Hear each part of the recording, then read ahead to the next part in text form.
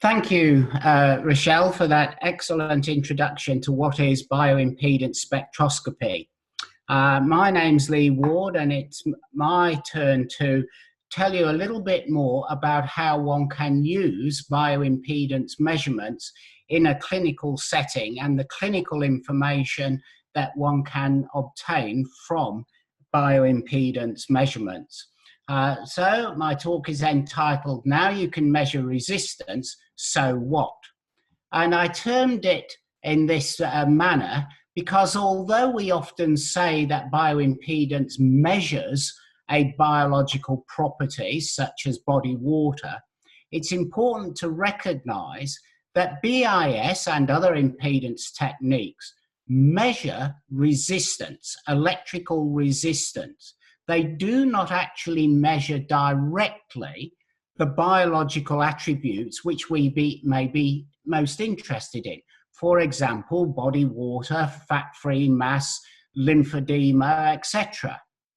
So we have to have some way in using that electrical information in a biological context. So we have to use that data, and there are two ways in which we can typically transform or use electrical resistance to give us biologically meaningful information. The first of these is actually to transform that resistance data into some biological parameter of interest. So, for example, the conversion or transformation of electrical resistance into a quantitative measure of fat-free mass. So this would be the use of bioimpedance for body composition assessment. The alternative approach is simply to use the raw data in some way, such that the raw data is acting as an index or a marker for the biological attribute that we're interested in. And this is the approach that we use when using bioimpedance spectroscopy measurements for assessment of lymphedema. So to look at these two approaches to the use of bioimpedance spectroscopy information in a little more detail, we'll start with data transformation methods. Those methods which take that electrical data which the impedance spectrometer, the SOZO device, has measured and transforms it into a biological parameter of interest. This is best exemplified by the use of bioimpedance for body composition assessment. On this screen, you'll see in the middle of the screen the equation which Rochelle previously introduced to you. This equation relates the conductive volume of the body water, to the measured resistance and the geometry of the system that you're measuring, the inter-electrode length. In this equation, there is also a constant rho, which is the resistivity value, which is in the inherent opposition to current flow characteristics associated with cellular ions such as sodium, potassium, chloride, etc., as mentioned by Rochelle. I have slightly modified and amended the equation that Rochelle put up on her screen to make it specific for the assessment of total body water. In this case, notice that the volume that we're interested in is that of total body water, and that the impedance parameter which best relates to total body water is the resistance measured at infinite frequency. I've used that term measured provisedly, since that value for resistance at infinite frequency we cannot measure directly, but as Rochelle explained, we obtain that value from that semicircular cold plot analysis of the bioimpedance spectroscopy data. As you can see from that relationship, there is a clear linkage between, in a quantitative sense, the amount of total body water and the measured resistance. So by the measurement of resistance, and we know the intra-electrode length, we can solve this equation and obtain a value for total body water. Now, whilst total body water by itself may be of interest to some, most commonly in body composition analysis, the interest is in the fat-free mass or the fat mass of the body. Fortunately, the fat-free mass of the body is hydrated, i.e. the amount of water present in the fat-free mass, at a ratio which is held very constant. And for most individuals, under most physiological circumstances, that hydration percentage is 73.2%. So if we have been able to quantify total body water from our impedance measurements, dividing that value by 0.732 allows us to quantify the amount of fat-free mass in the body. And then simply from the relationship between fat-free mass, fat mass, and total body weight shown at the bottom of this screen, we can obtain the amount of fat mass in the body. And that is the principle under which one assesses body composition from impedance measurements. Well, an obvious question that should arise is, does this method work? From a simple electrical measurement of the body, how accurately can we actually estimate or predict body composition? These are some data taken from a study in which individuals had their body composition measured by dual energy X-ray absorptiometry.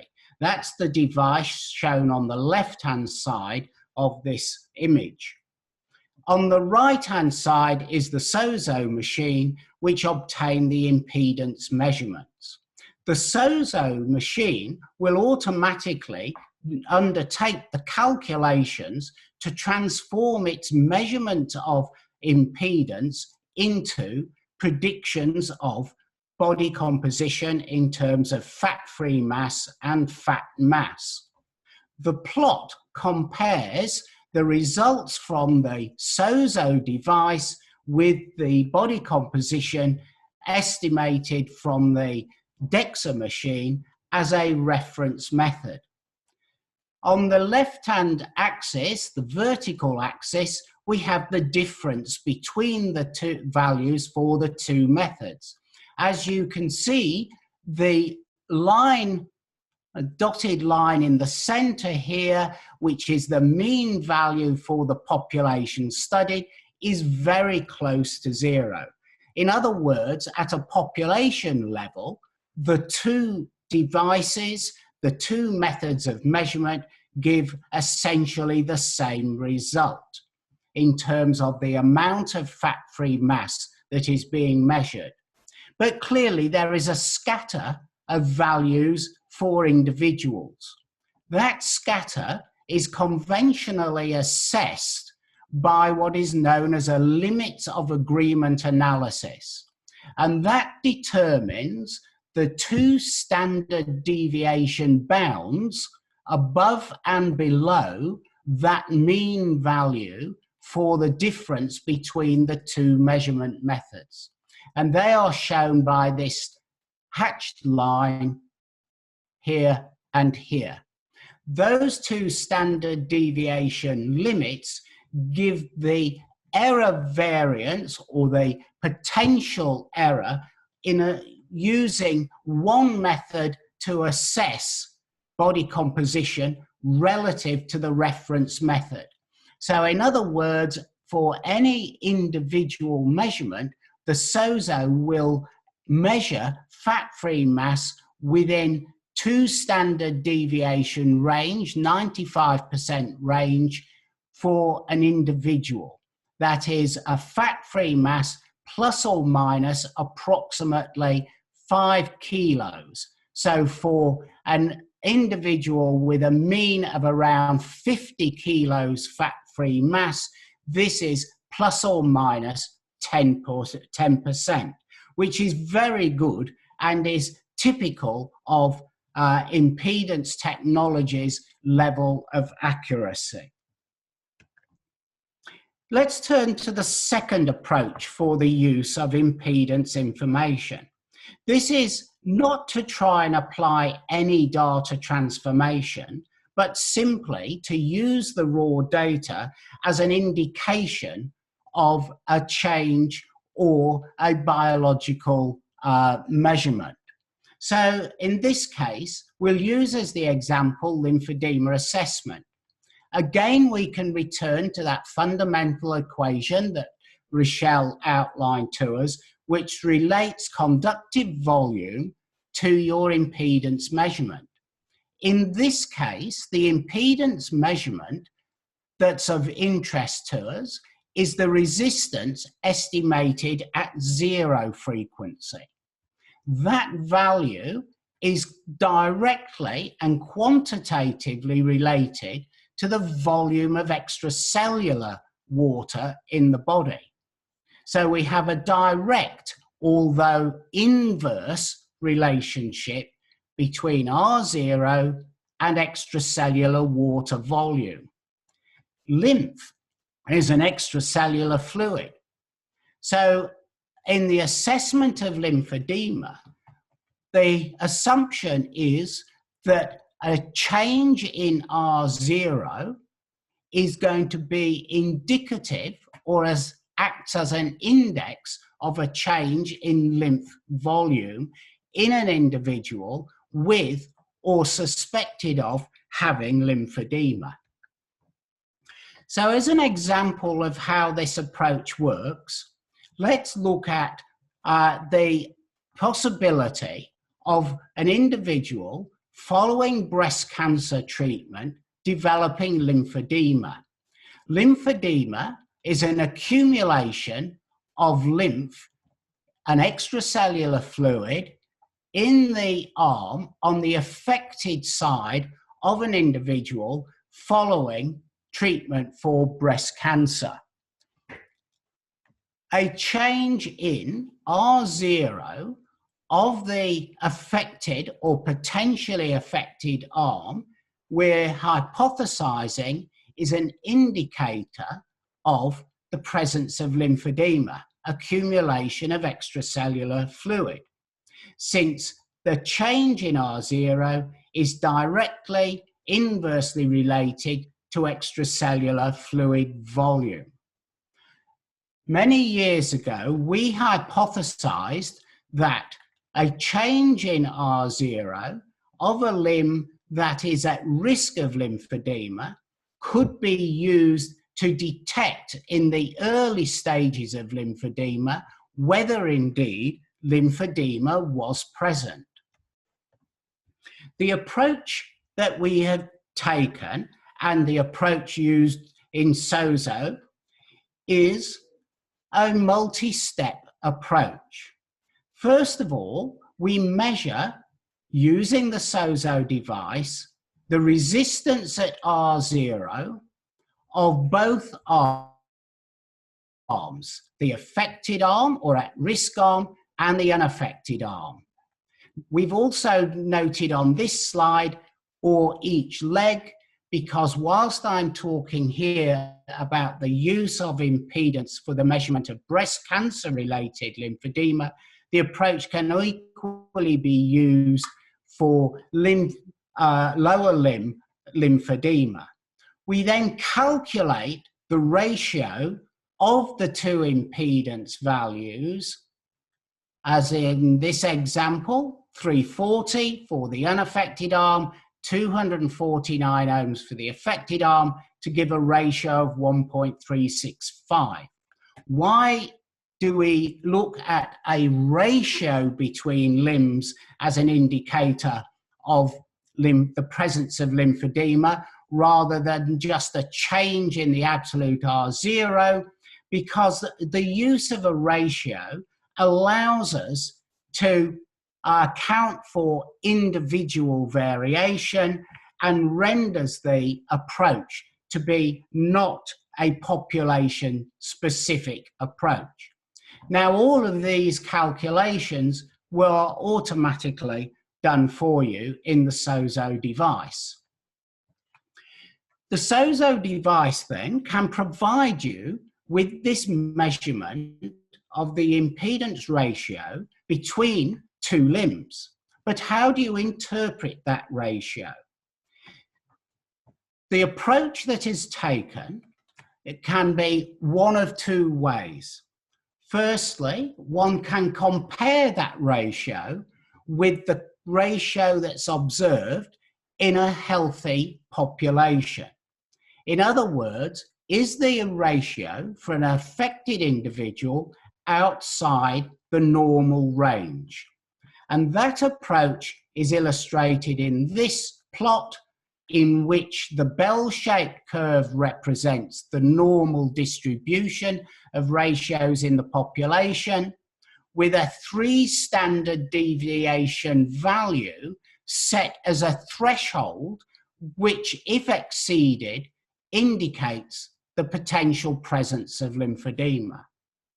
On the second approach, however, and a preferred approach if the information is known, is to compare a post-breast cancer intervention and potential for lymphedema impedance ratio with a pre-cancerous ratio of impedances if known. That is rarely the case, but this approach is very useful in serial or longitudinal monitoring of individuals by monitoring the change in impedance ratio over time. Now, ImpediMed have introduced an alternative to the use of ratios. It's apparent that, or became apparent, that many people do not find ratios to be intuitively obvious, and that a change in a ratio number is not an immediately obvious indicator of the presence or otherwise of lymphedema. So ImpediMed have introduced the LDEX score. The LDEX score is a linearization over a 10-fold range of those impedance ratios, such that a change in 10 units for the LDEX score is indicative of potential lymphedema based upon that 3 standard deviation threshold. More recent studies have suggested that the method may have enhanced detection for lymphedema if, instead of using a 3 standard deviation threshold, a 2 standard deviation threshold equivalent to an LDEX of 6.5 is used. So, with SOZO, to reiterate the process, you simply measure each arm, or in the case of lower leg lymphedema, each leg. The SOZO device will calculate automatically the ratio of R0 values for you and convert them to an LDEX score with an indication of whether that score is within or exceeds the normal range values. Again, the question arises, does this approach to assessment of lymphedema have value? Here are some very early data from studies undertaken just under 20 years ago now, but they clearly demonstrated that the approach of using impedance ratios to assess lymphedema can effectively detect the presence of lymphedema at a time point earlier than clinical recognition. In this case, a group of individuals at risk of lymphedema were continually assessed with bioimpedance, and the time at which their ratios exceeded the normal threshold determined. That time interval from initial measurement through to diagnosis by impedance was then compared with clinical diagnosis. For 8 individuals, 40% of the cohort, these two assessments for the presence of lymphedema were coincident. But in 3 individuals, the impedance detected a change indicative of lymphedema 1 month before clinical diagnosis. For a further 4 individuals, 2 months prior to diagnosis, and for 1 individual, the impedance change occurred 10 months prior to clinical diagnosis. So this has led to an acceptance that bioimpedance spectroscopy is capable of detecting the presence of lymphedema at the subclinical or latent stage. This slide indicates a series of impedance measurements expressed as the ratio and as the LDEX compared with the typical conventional measurement of volume based upon circumference measurements using a tape measure.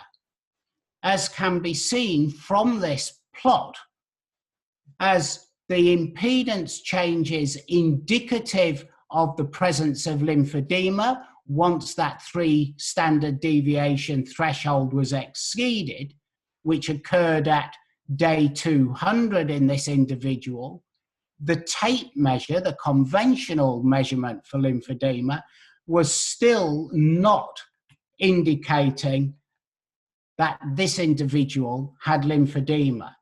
And it took until day 400 before the tape measure indicated the presence of lymphedema, with impedance continuing to illustrate and show progressive lymphedema development. So for the detection of breast cancer-related lymphedema, and indeed other lymphedemas such as gynecological lower limb lymphedema, the ImpediMed SOZO BIS device represents an extremely convenient device for the measurement of the impedance parameters that are required to assess the presence of lymphedema. And it can do this very simply, conveniently, with the subject, the participant, patient, in the stand-on or sitting position. Extremely convenient, and it provides the LDEX output directly. But as I mentioned previously, and Rochelle has also mentioned this, the SOZO device will also provide information about body composition. These two things go together. Body composition is an important parameter in lymphedema management, as these papers attest. The SOZO device is a device which is capable of providing both the body composition information and the lymphedema assessment to enable the clinician to provide better intervention and management of somebody with lymphedema.